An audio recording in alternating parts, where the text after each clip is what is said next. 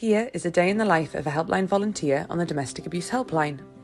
The helpline is open between 10 a.m. and 4 p.m. Monday to Friday. Volunteers work a 3-hour shift. The start time of a shift is flexible depending on what works best for me. Today I'm volunteering from 10 a.m. to 1 p.m. The office is a really friendly environment.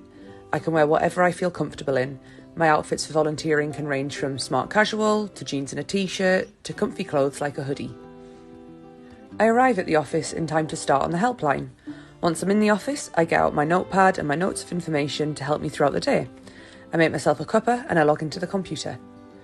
There are always 2 people working on the helpline, meaning I'm never alone in the office and there's always at least one other person around to offer support and advice. The amount of phone calls and the nature of these calls can vary day to day. On some days, I only get a handful, while others can be busier. Phone calls can be from survivors, their friends and family, or various professionals such as health, housing, social services, and other domestic abuse agencies. People ring for various reasons.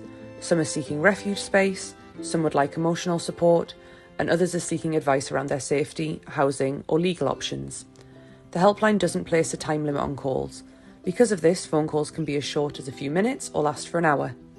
I was really nervous on my first phone call, but because of the amount of training I'd done, I also knew I was ready to try. In the first call I took, I felt like everything I'd learned had fallen out of my head. After chatting about it with people in the office, the other calls I took that day went much better. I managed to support several callers and asked for help when needed. On the way home, I rang my mum, really happy that I'd taken calls by myself. Now I find the helpline easier. The longer I volunteer here, the more I learn, making the support I can offer better.